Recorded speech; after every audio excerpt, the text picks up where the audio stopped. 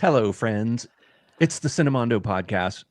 Me and Kathy talking about really, really old books. Oh my God. Like and really movies big movies. Gosh.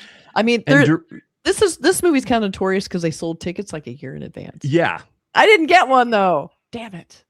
Well, it was like sold out in 3/4 of a second or something like that. And I mean, the thing is, Christopher Nolan, if anybody doesn't know what movie we're talking about, Christopher Nolan is one of those directors. We were just talking about how he is sort of like the modern day equivalent of what Stanley Kubrick used to be, and certain other prestige directors in the past who kind of make their own rules, and whatever they do is what you see on the screen. They have total control over what they're doing, and they don't let the studios, kind of like the way John Carpenter used to do it, but he had to do it by taking a budget hit. But Christopher Nolan seems to get all the budget because his movies all seem to do really well.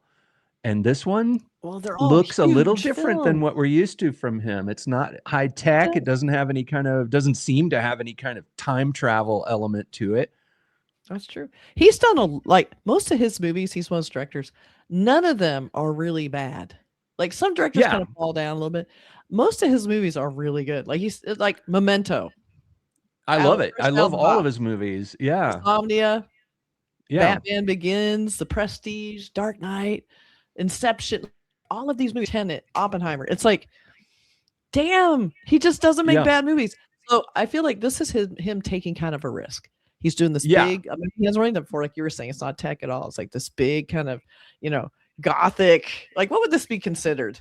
It's the Odyssey. I mean, it's not even medieval. It's before that. I mean, this is based on one of the oldest, IPs in the world. It's like, I think it's public domain by now, but it's like, an ancient story that was almost prehistoric almost. And it's like it's one of those stories that all other stories seem to be based around somehow. It's like the prime story, adventure story.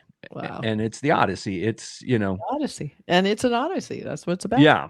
The Odyssey. And it's got such great stuff in it. I mean, there's been other movies kind of like it. There's other movies, you see some of those old Ray Harryhausen movies. Those are based on the Sinbad stories and Jason and the Argonauts and similar ancient texts. And the Odyssey's got like monsters and crazy adventures, and it's classic. But in the past, I think filmmakers had to use special effects like Ray Harryhausen's animated stop motion Cyclops and things like that. I love them. They're very charming and endearing special effects, and I will always love them. But by today's standards, they look like special effects, the animated movements of them. Yeah. But Christopher Nolan now has modern technology, and I'm wondering, how is he going to do monsters? How does Christopher Nolan do a Cyclops and giant mythological supernatural things? He has all the supernatural things. He also has a massive cast, A-list all the way, like crazy. We got Matt Damon, Zendaya, who I love, Tom Holland, Elliot Page, Robert Pattinson, Anne Hathaway, Charlize Theron, John Bernthal, Benny Salvey, who Supreme, and then Mia Goth, Travis Scott. To see who makes the cut in the trailer. Like how many of these actors are going to show up in here? Now this is the big official trailer now, so. Yeah, well, it's basically one of those things. You get a call from, you're an actor, you get a call from Christopher Nolan. Yep. What are you going to say? Yes. You go, Christopher Nolan, hello. I'd like you to, yes. I don't care what it is. Even if there's no lines, I'm in it. Yeah. And you can pay me if you want. Exactly. All right, dying to see this. Let's check this out. Oh my God, I have not seen this. I don't know anything about it. Okay. All right, it looks like, I mean, it's gonna be a feast. It's gonna be something. Here we go. I'm ready. Okay, and hold the work. Very low. Entirely with IMAX. Wow. Oh my God, you got to see this in IMAX. I'm not giving you a choice, so get over it. Yeah. I'm kind of dreading the boat scenes in IMAX, honestly. I know there's going to be a lot of that feeling. I think Mm, that's something a lot that of boat really stuff. that movement, that really puts you on the boat. And I wouldn't have been a Yeah. great No, that'll be terrible. epic sailor on a quest like Nah, this. I would stay. I'm a landlubber. I'd be downstairs and then like you guys do the sword fights and stuff. Well, that's like one of those trailers. I feel like you almost have to do it frame by frame. I There's know there's so so much. much. Yeah. Oh my god! So we saw Cyclops in there. Like Yeah. you see A little that, and bit I kind of in the darkness, but in it the was darkness, creepy looking. and they had some like oversized, kind of gigant-ish kind of Yes. soldiers that were very interesting. And Matt Damon, he's such a great actor because he's Yeah. so effortless Yeah. and he's relatable. It's like he just Yeah. good. And Robert Pattinson is always good. I mean, Yeah, he's been doing so much cool stuff, and yeah. I just saw him another favorite filmmaker recent times. Denis Villeneuve's got the Oh new yeah, Dune film coming out, that's right. and he's in that. So Busy he guy. picks he picks good projects, Yes. and I think these filmmakers realize his potential because he Mhm. started out as like the Twilight dude and all that and the Yeah, sparkly vampire boy, but yeah. he really is good. I mean, he's proven himself over and over, and he looks like kind of a unlikable jackass kind of character in this.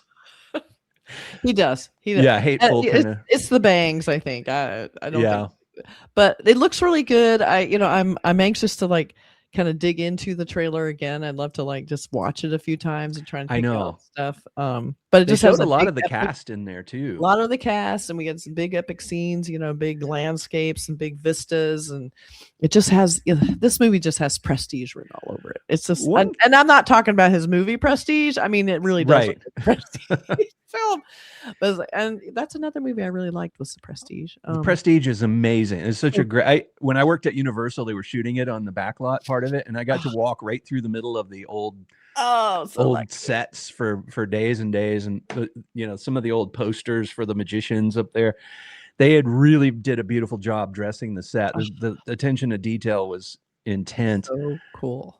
and yeah, this one looks. I mean, another incredibly detailed. It looks like it's Yeah. full of stuff. Like it's got the whirlpool, it's got the giants, and Mhm. all the things. And I think the cast, you have to kind of have an epic cast for an epic Yeah, thing like this. You're gonna because there's so many segments. You're yeah, gonna have to have a very powerful performer doing each one of those one of those little zones throughout the yeah, film where they visit and they go to then they go here and then they do this, and each set piece has to have some major superstar with gravitas, to make it work. and I think it helps too because I think familiar faces in a big story like this, and a big epic thing, it helps you like center yourself in like who's who and who's doing what when you have familiar actors. Yeah, Sometimes it can distract, but I think it kind of right. helps here that you always remember the actor and stuff. Now, this was that guy who was the other one. Like you're never really sure. It kind of works in an epic like this where they're It not just does. in their street clothes. These are like people in costumes and Yeah, they look helmets different and enough. yeah, Fine. and it's one of those things where you're kind of going there to see this big cast of famous people that and it doesn't distract because the story is so big. The story is Yeah. so gigantic. One thing I want to know, I have to watch it again when Matt Damon is like launching the big army behind him and he's Yeah. running. Did he say, "Let's go"? No way. Was that Did what he he? said? Let's go. We'll have to play. Put that in. We'll find Yeah, out. we'll see. We'll play it right here and we'll see. Let's go! I don't know if he said it or not, but now we all I know. know. Um, That's let's go. That's going to be maybe that should be on the poster, like the big epic Let's poster, go. and then it says, "Let's go." Hey, that's a great segue. Let's all go to the lobby. Let's go. Trojan horse. Wow, look at that. That's beautiful. Mm, It was cool that that was one so brief cool. shot of the Trojan horse with the guys coming out of it, I know you didn't have to know anything else. It's just very background. Yeah. That's pretty cool. That's really great. Embers. Yeah, gotta love the embers. It's a classic. Yeah. So this is the latest poster. It's still a teaser. There's no billing. So they're Right. still doing the teasers. I do think the blue type is an odd choice, but It I don't mind. is. I noticed that It's too. strange. It's kind of I think they're just doing the blue type throughout. It's going to be like its trademark color, I think, because I believe it's been on all of them. Yeah. And look, it's Okay. exactly the same spot. And that Oh, works there you got because it's that. blue. Yeah. Yeah, it's just the red and the blue. I'm not really a fan of red and blue, but Right. it's too red, white, and blue. But I know And it's not doing that. this one doesn't have embers. No embers. Oh, but this one does. Yeah, got So embers this here. is the very first teaser they did, and that we saw the scene now in the movie where he cuts those statues' head off. Right. And then this is them from the back. We saw a scene of that guy briefly. With the kind of spine going down the back like there. that. Like just the gold standing out like that. You can see the soldiers over there. Yeah, and then we have this. So they're all teasers. They're scenes from the movie, pretty much. It has the names across the top there. The it looks like that big cast list up there. It's the first one with cast. Oh no, here's one. This is it's not on the teaser, but it's on this one. So we have the cast there, and that's just a fraction of the cast. I mean, I know the cast is huge. So very interesting. I'm gonna be interested in seeing the final poster because I wonder if they're gonna go. His poster is usually kind of classy, but it'll be interesting to see if they try and cram everybody in there in a classic big montage. Like 100 faces. Yeah. Yes.